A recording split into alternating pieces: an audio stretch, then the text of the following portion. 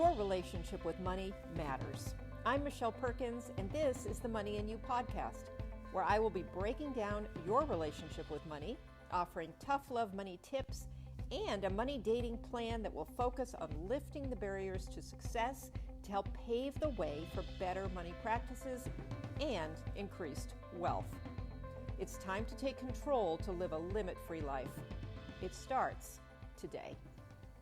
Hello, and welcome to the Money and You show. I'm Michelle Perkins, your host, and I am so excited about today's show. I'm super excited to have a guest here who is an expert recruiter and has done this for a number of years and helps companies to hire effectively. And she knows all the ins and outs of the hiring process, what goes into it, what companies are needing right now, what candidates, how they need to show up for these employers. So we're going to have a great conversation today. If you are a career changer or a business owner, this conversation is going to be interesting to either one of you, both of you. And I'm going to talk for just a second before I bring on our wonderful guest about some interesting things going on in the world today. Don't have to let you know that we have a pandemic. I wanted to say almost over, but who knows? So we are still in a pandemic. And there have been some industries, obviously, that have been really hard hit. Retail, restaurants, anything entertainment, travel and tourism. What else? Let's see. Conference and trade shows and a lot of manufacturing also really hit hard by this. And then, of course, on the flip side, we have those companies that we all know have done amazingly well during this, like Amazon and let's see, it turns out CVS, Walmart, Dollar General, a few that I didn't know but just read about. So there's some big swings in both directions throughout this, and it's really caused a giant shift in the work world from the perspective of the employees and the employers. And it's really kind of fascinating for people like me to watch and witness, because I feel like the work world needed a shift. And I've had other guests talking about bringing more humanity into the workplace and all kinds of things. And, I like that some evolution is actually taking place in this new world of work. And so we're going to dive in and just talk about work in general. So again, if you're an employer, you're going to want to hear how our guest today can help you to more effectively hire. I know if you're an employer, you may have all kinds of new things going on with respect to your hiring. And if you're somebody who would like to change jobs or is in the middle of a job transition, this is going to be great for you too. And so I'm going to introduce Andrea Hoffer. Andrea has been in the business of hiring, leading, and motivating people for over 25 years. She's currently the founder and CEO of AHA Recruiting Experts.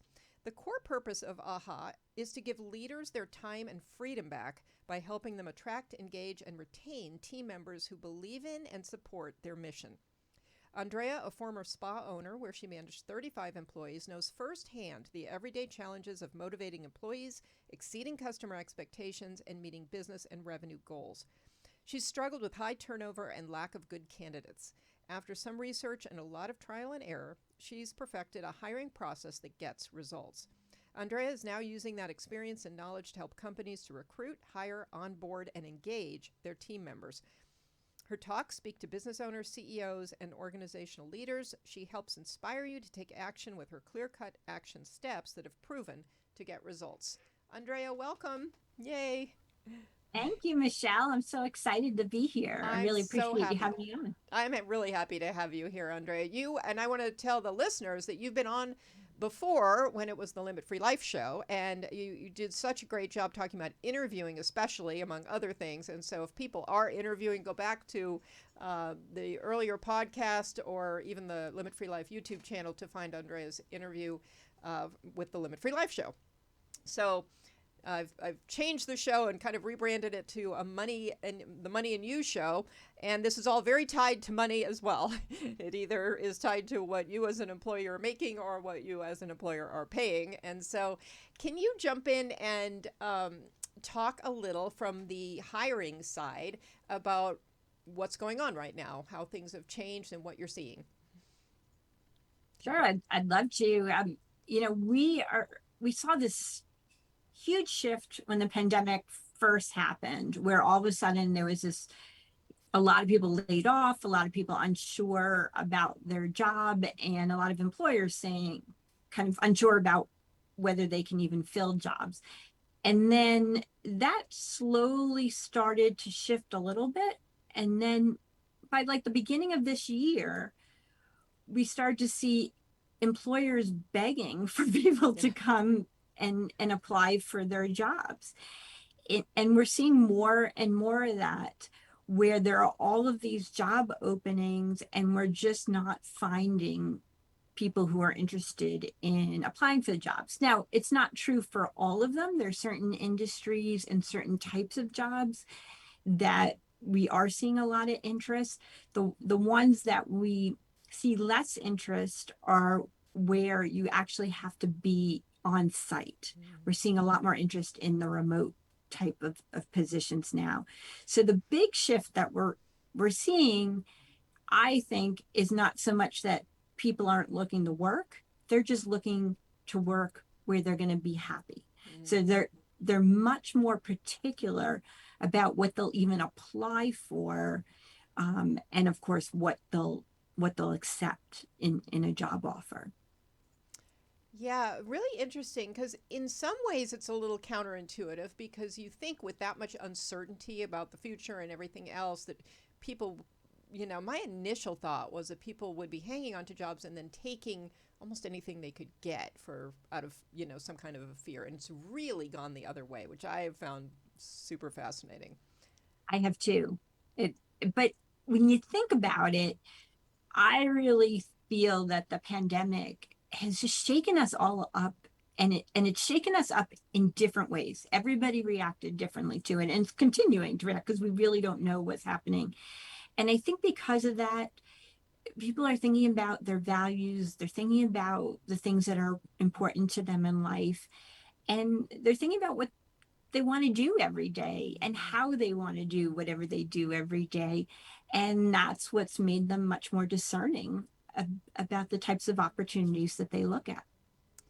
Yeah, and is that kind of your assessment of what's happening? Is people are slowing down, they're reflecting a little bit, and they are being more discerning. And where is that fear that's been driving everybody for so long? I almost think that fear is still playing into it. And again, this is just my perspective on it, but it's driving it in a different way. It's not so much about the money. Money is still a big part of it. They're still looking, they need enough to live on. Right. But I think that fear is more, am I going to be able to live the life I want to lead? And also their eyes have been open of people can work from home. They can have flexibility and they can still make a living that way. So now that they see it's possible, they don't want anything less. And Mm. I'm not saying everybody, because we do have candidates who will say, I have to go back in the office. I can't stand being at home anymore. So we do hear some of that as well, but mostly people are looking for that hybrid situation where they have that opportunity to go in, so they can kind of get away from home sometimes, but they also have that flexibility to work from home if they need to, or if there's something special going on in their day or in their life at that period in time. Yeah. Yeah, really interesting. And what sorts of things are you hearing from the companies and the hiring managers um, about what they're willing to do? How maybe they're changing these positions and what they're doing to not only attract people, but then to keep them, which is the other piece of this. Sure. So a lot of them, I have to say, in the beginning, we've had a lot of our clients, I don't want to say fighting, but pushing back against the remote aspect or even a hybrid, situation. Not because they didn't trust their team. It was more about what they're used to, right? They're used to people being together, being in a room together. And so many of our clients have said, I understand they can get a lot of work done remotely, but how do we build that team bond? How do we have that brainstorming that happens, in between meetings, in the hallway, of, different thoughts that come up just by being in a room together. Mm-hmm. And so that was one of the big pushbacks we were hearing in the beginning. As the labor market started to really shift, where we were having a lot of trouble getting people who would apply for jobs that were always on site, a lot of the employers started shifting their thinking and being open to either hybrid or full remote, most hybrid. And they then said, okay, we're open to this, but now we have to think of ways to keep that bond and to have ways to continue that brainstorming and continue those connections that happen more naturally when we are all together in a room. So all these new softwares have been coming out, or softwares that have been around, but now have a new way of promoting themselves, of, here's how you can get your team connected so that they continue to be able to come up with different new ideas and different ways of working together, even if they're not in the same room. Right, right. Yeah, there are so many directions to take this conversation because even bringing that up is it's an entire other topic. That's so great. But well, let's just focus on the companies that are trying to hire and can't find the people. I read a statistic that, and actually it was from 2018. It was a Manpower Group study that said 72% of employers couldn't find skilled workers, and I'm always let me see if I'm getting that right. Actually, 72% of employers are having a hard time finding skilled candidates, and sometimes, I'll say that, but then part of me is like, what do they mean skilled? What is that? What are they actually saying here? Was that study broken down by industry? It was not actually. So I think that's difficult to address without it being broken down by industry and position, yeah, okay. because you need a different skill level for each type of position and each type of industry. And so it's difficult to answer that question. Now, if it was very general and it went, which is very possible if it didn't break it down, that could be anything from they're not finding people who can speak well on the phone, Mm, to they don't know how to code in a certain okay. computer language. Yeah. Yeah, that it really ranges. But my guess would be that they were talking about more basic skills. So more of Mm-hmm. those customer service type skills, even time management, and maybe even some writing skills. Okay. It Okay. would be my guess without without seeing this survey. And so then the question leads to, are there resources out there that could help to fill some of those skill gaps? And are employers willing to, if they find people with a good mindset, a good attitude, are they willing to help fill some of those skill gaps? And what are you finding in that regard? That's interesting. Are you finding that they are offering more training and things like that, or are they trying to hold fast to finding the right person? Seeing a combination of everything. Okay. Uh, sometimes the employer is just so busy Yeah. and maybe they don't have the training set up yet. It could be, something that they plan, but they need somebody who can come in with some basic skills and just kind of hit the ground running. And then there are other employers who have the training set up and they're just looking for someone who fits their culture, who has what we call success traits, that essentially, will know how to handle different things in the situation if coached and trained well, and are coachable. That's the Mm-hmm. a really big part of it. So you see a combination of both, but sometimes if an employer isn't at that moment set up to help to fill that skill gap, they can't hire somebody who's missing certain skills. Right. Okay.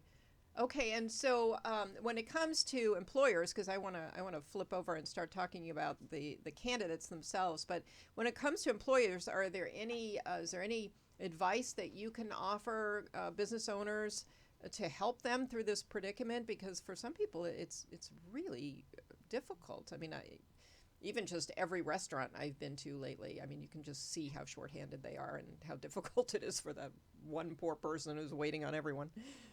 Yes, and I see it as well when I go out there, and I see it with our clients. It's Mm-hmm. we're having the hardest time when it comes to those customer service positions right now. I'm not saying we're not able to fill them. We are, but not as fast as we used to be able to.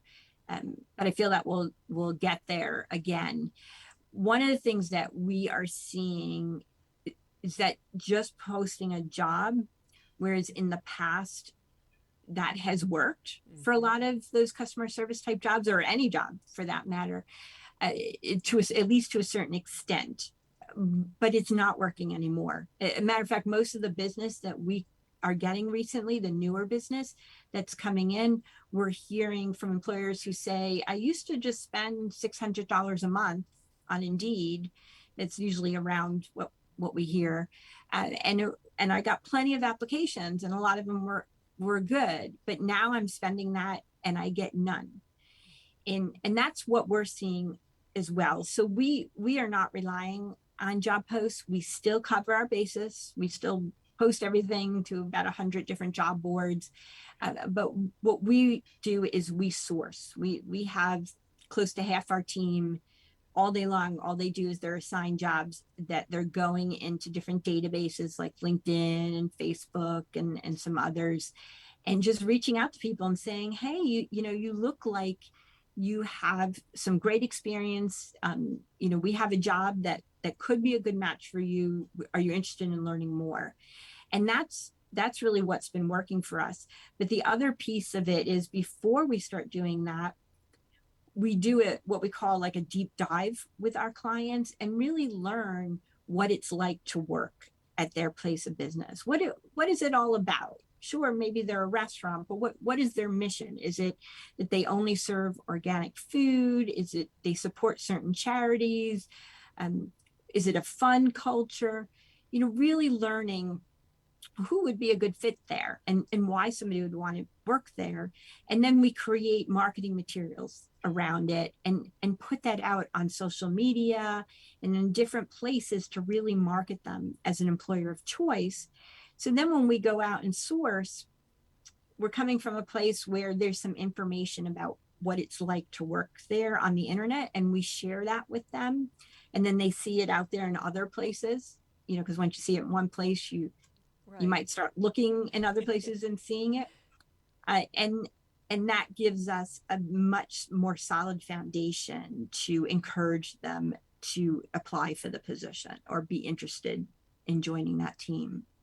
I love that. I love that the companies are having to market themselves a little bit to. I mean, it feels more balanced to me, because it's always been the candidate trying desperately, I think, to get a company to see their value and to take them on. And now it just feels like it's just a little more balanced, and so both are having to try hard to make themselves, either skilled enough or attractive enough or whatever it is. So I think that's a healthy shift.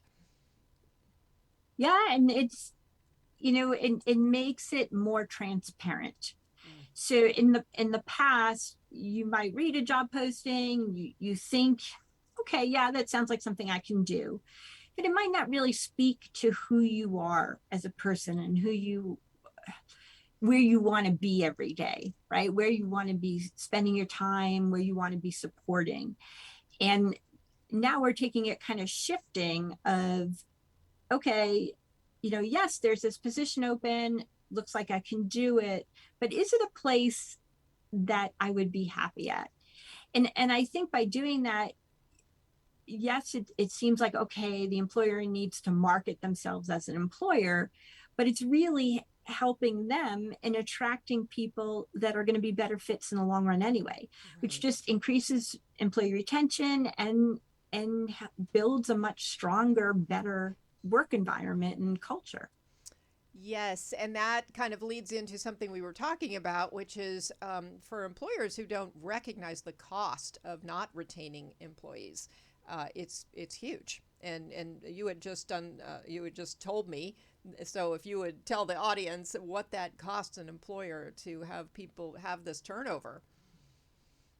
Sure. So Sherm recently had said, and this was back in January of this year, is that the average cost for a company to have to replace someone is typically 6 to 9 months of that employee's salary. So if somebody is making $60,000, then it will cost between about 30 to 45,000 in recruiting and training costs. And that may, of course, be lower when you're talking about a lower salary or an hourly wage. But one thing that we're seeing a lot of, especially when you're talking about the customer service reps, is when you lose people at your front line and you don't have somebody else to replace them, then either you're stepping in, and so now you're being paid at a much higher pay if you're a manager to be doing a job that is really valued, a little bit lower. And now you can't do your job to really manage because your time is being taken up front. And you're stretching the people who stayed with you too thin, which often then leads to even more people leaving. So it's good to try to keep your turnover low. In addition to that, if you do have types of positions that you need to fill often, either because you're growing, which is great, or it does tend to be a high turnover because maybe people graduate, go to college, or go on to a different type of job, it's great to keep your talent pipeline strong. Mm-hmm. And the best way to do that is to be sharing things on social media about what it's like to work at your business. Oh, I love that. Yeah, I think it's when you really look at those numbers, they're significant.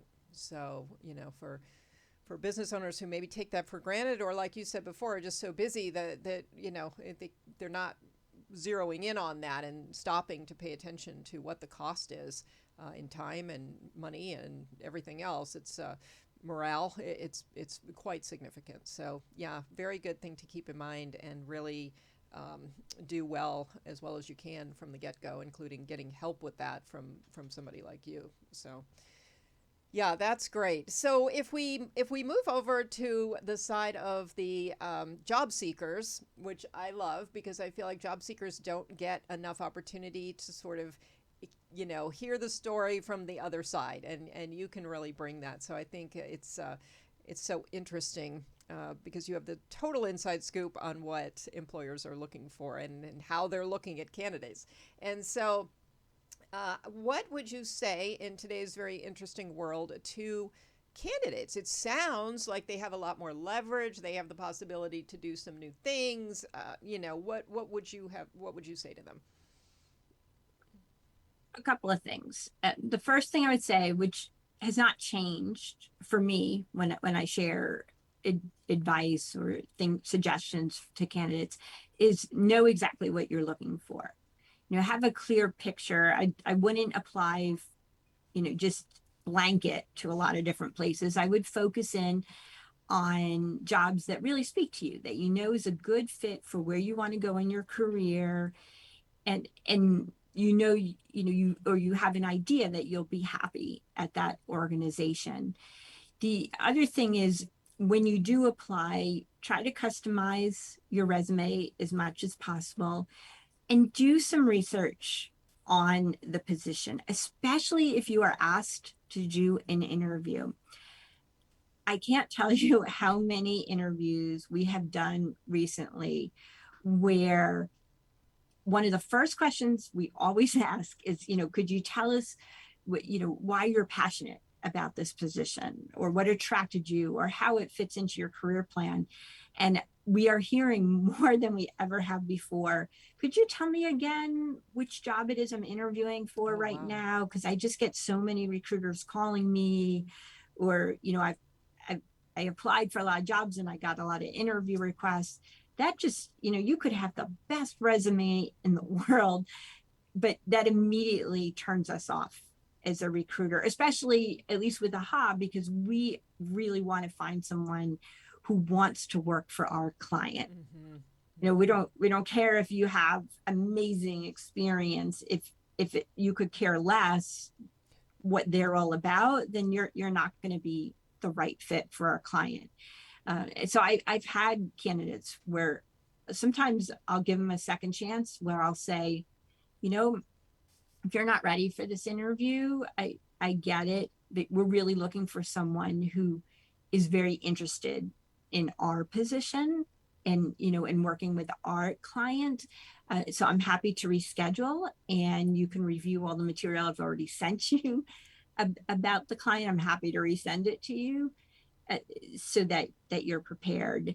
And if somebody takes me up on it, great. Sometimes it works out. Other times they'll just say, well, I have another interview right after this. Wow. So, you know, if you really want to find the right fit for you, do a little research ahead of time. Know who you're speaking with. I think it's amazing that some candidates have all of these recruiters after them, and have all of these interviews. But the only way you're going to know which is the right fit for you is if you do some research ahead and you're prepared for each interview, because you want to be prepared to ask them questions too, to make sure it's the right fit. And so I think some of this kind of laissez-faire attitude that's coming up a little bit, because people are overrun with requests, is it does not work in the candidate's favor, Yeah.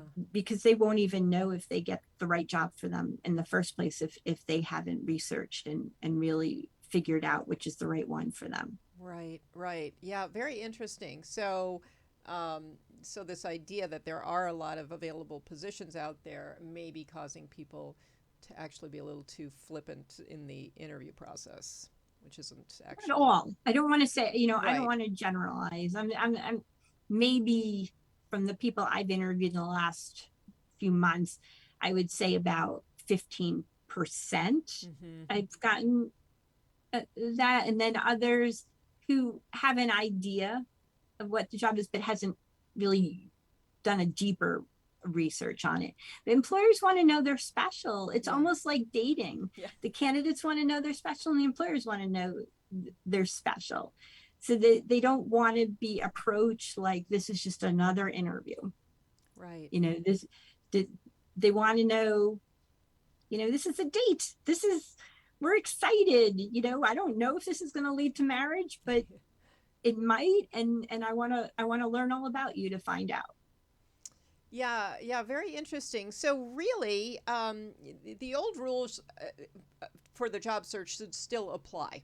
I mean, just because the climate is different out there doesn't mean that you shouldn't do all the things that you needed to do before and go through the whole process, the cover letters and all the things that people don't necessarily like to do. But that's what I'm hearing. Is that correct? That there aren't No, shortcuts or go not ahead. the cover letter.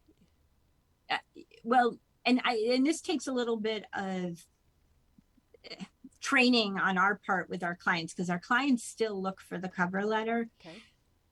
but the job search process has changed, Okay. and most of the applications are done on people's smartphones, on their mobile phones, and so they don't have the opportunity to write the cover letter. You want to catch people in the moment, so you want to make applying for your position a couple of clicks, very easy to do.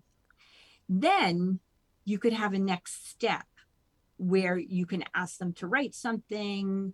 You could, we often will ask for a one-way video, you know, something to show that the person is serious about the job. You have to think about job searching as the way we think about buying now, right? So what I can't tell you how many things I buy from my iPad or my cell phone in the moment, right? If I had to go home and log into my desktop and write something, I probably would forget about it.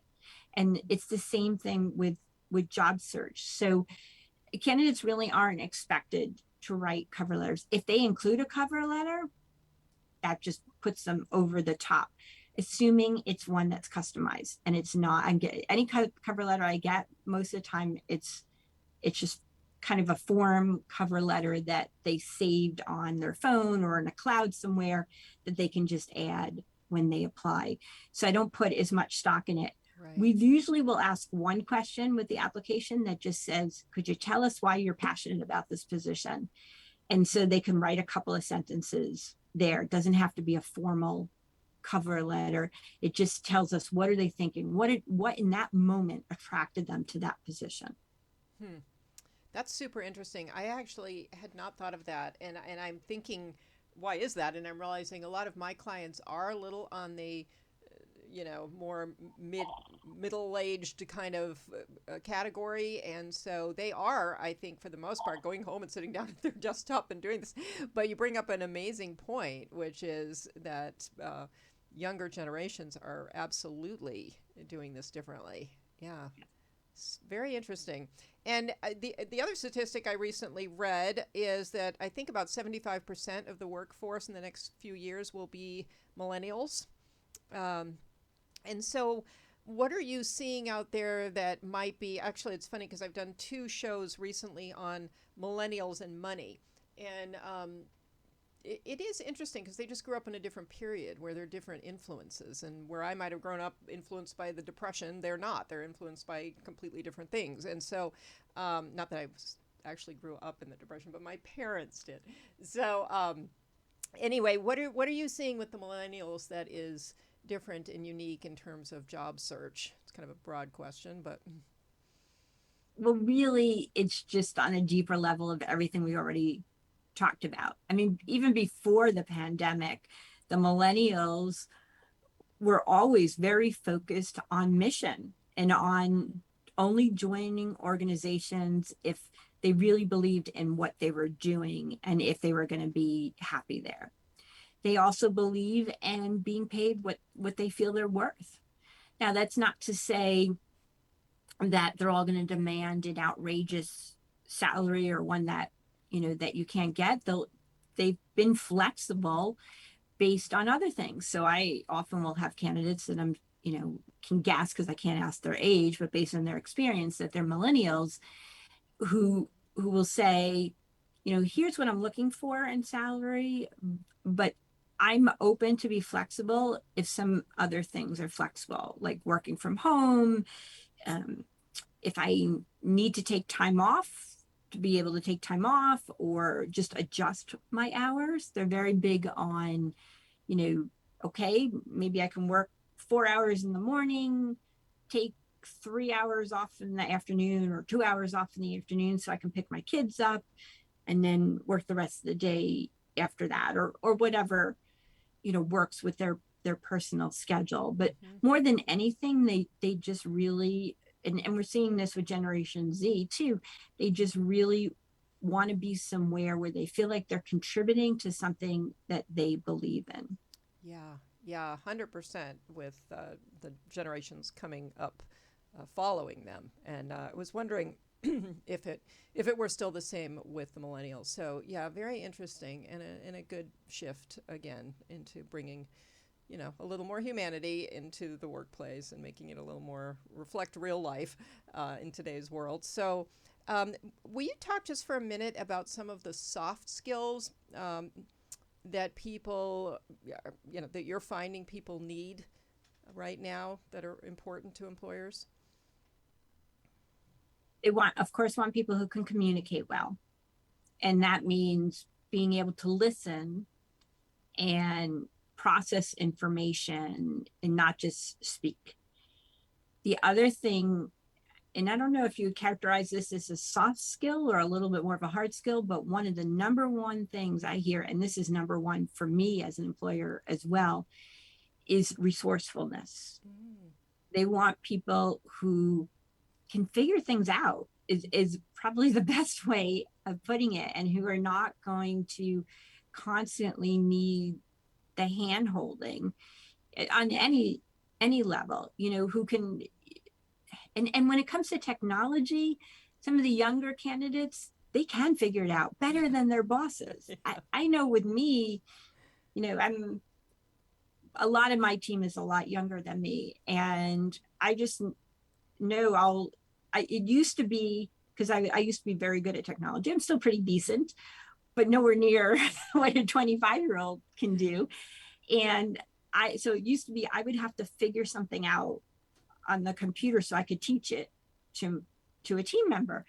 But now I have team members who can figure it out in 20% of the time. I figure it out and better and teach it to me. And that is so valuable to me. And I don't mean just technology, but just being able to Google something or find a way to get an answer so that they're not holding up a process and they're not, wasting other people's time. Now, I'm not saying don't ask questions. You still need to ask questions if you can't find the answer elsewhere, but see what you can figure out on your own before answering a question that you could easily have done by yourself.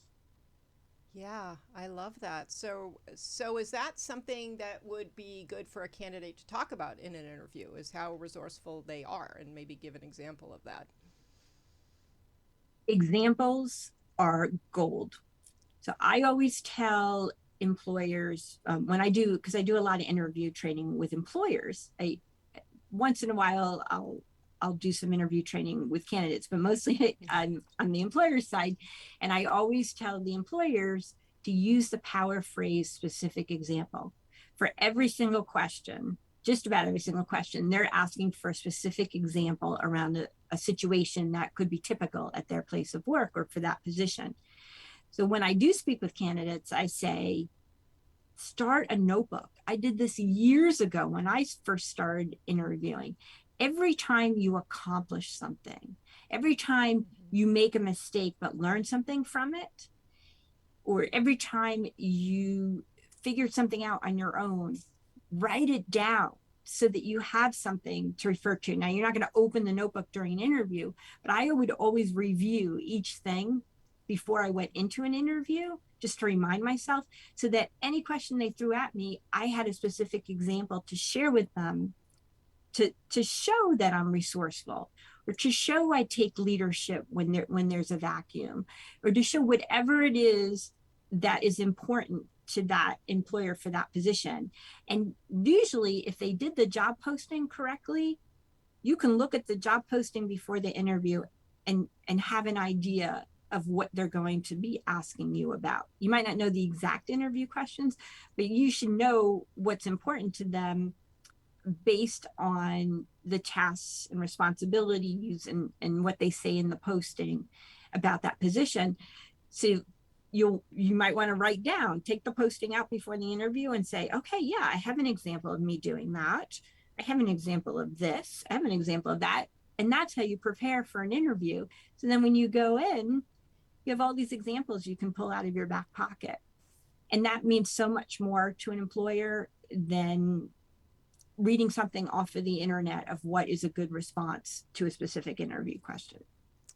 That is great advice. Thank you. Yeah, it's great advice. I love keeping the notebook. I think that it just comes in so handy throughout your life in so many ways. I mean, even just to remind yourself of what you're good at when you get lost at some point and don't remember, what you even like anymore. So, yeah, that's fantastic. Thank you. I want to just touch on salary for just a minute before we're going to wrap up here. But what can candidates do right now in terms of salary, and can they negotiate a little more or a little differently than they once did? I think they can negotiate some. I don't know if they can negotiate any more than they once did. It's very possible. There are some industries and some positions where there is a lower supply of people who can actually do the job, and that gives you a little bit more bargaining power. What I would recommend is having an idea of what this position typically pays in your geographic area. If it's, you have to be in office and they were looking at a specific geographic area. If it's completely remote and they can recruit from anywhere in the country, then have an idea what it pays across the board nationwide, in the area the business is actually located, and maybe in a couple of areas that pay a little bit less. So because they're probably going to be looking at the average. Um, and have an idea of where you're at. Really assess your skills, because they may be saying, okay, I want this person to join my team because I know culturally they're a great fit. We're going to love working with them, but we do know we're going to need to do some training with them. So keep that in mind. You may not even know that, but keep in mind they may be thinking that. So if they give you one offer and you push back, you might ask why, or maybe even you know, well, what do you think I need to improve on, or what results do I need to get you that you feel I would be worth what I'm asking for?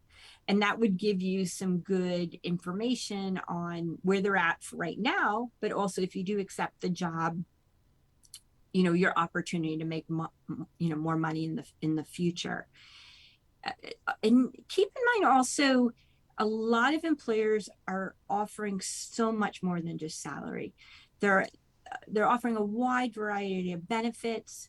They're offering flexibility, which many candidates are taking that as a very valuable part of their compensation. So keep all of those things in mind. Know what's most important to you. If money is most important to you and you can give up some of those other things, then let the employer know that. Usually an employer who is used to making offers and negotiating salary will want to know what's most important to that candidate. And maybe they give a little bit more money, but not as much flexibility or something else. So keep those things in mind. The other thing is get a feel. I mentioned to get a feel for what they're paying in the market. Some of the free tools you can use. Glassdoor has a great salary calculator. So use that to learn what is being paid for that type of position. But again, look across the board, because some titles, the job might be completely different for one company that has the same title as another company. So you want to get a good feel for the range.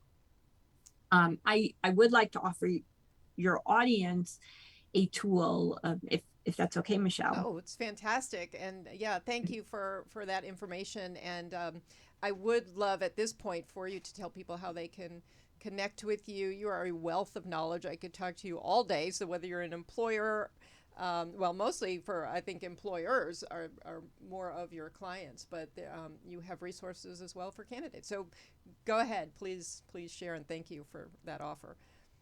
So we use a software called Labor IQ, and it gives us compensation data on different positions in specific industries, in specific geographic areas. It even gives us data on supply and how many people in that geographic area and in that industry are qualified for that position, which kind of gives you a feel for your negotiation power, so to speak.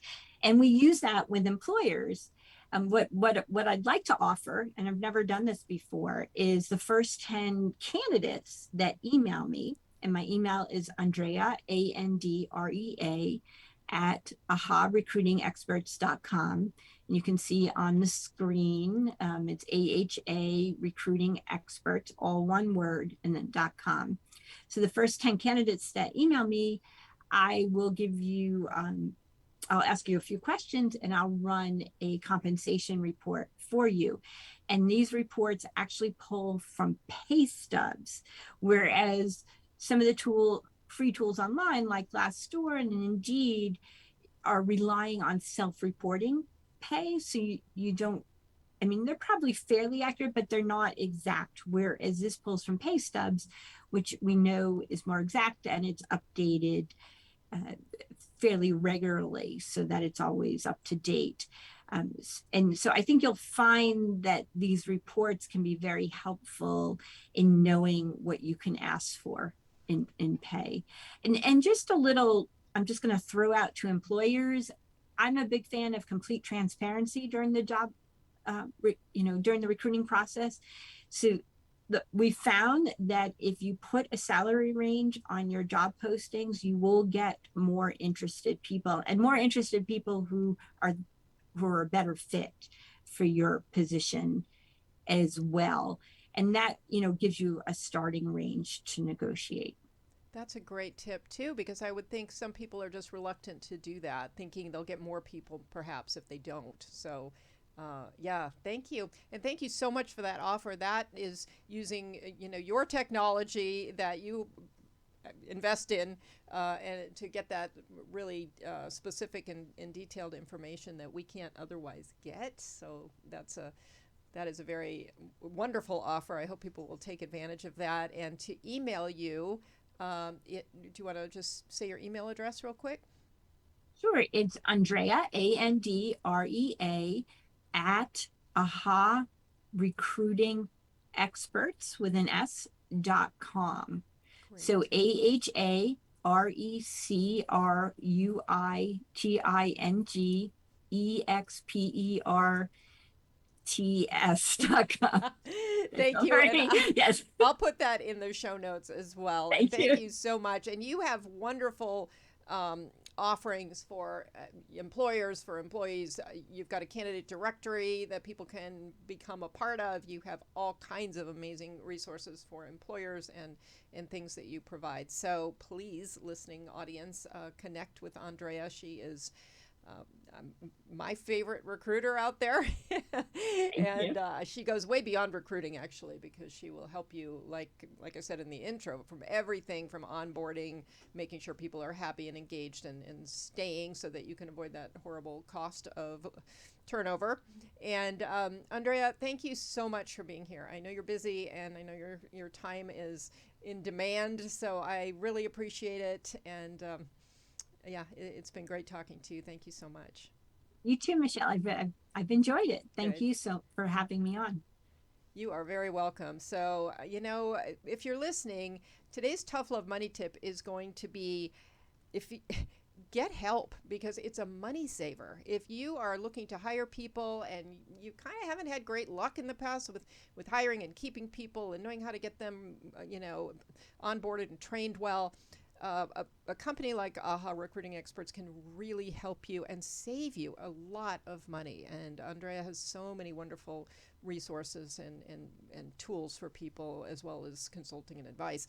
So I really think the time and money that we lose, there's such an opportunity cost in not getting help. And if you're a candidate, you too can get help to hasten that process and get you that next position quickly with some career coaching. And so you can connect with me at limitfreelife.com, Michelle at limitfreelife.com. And please listen to the podcast. There's a lot of good, juicy information in here. Might have to listen to it a couple of times. You can find the podcast on all the podcast platforms that are out there.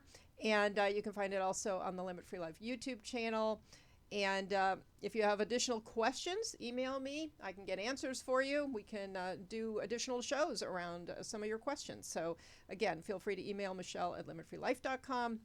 So glad you're here, and we look forward to seeing you next week on the Money and You Show.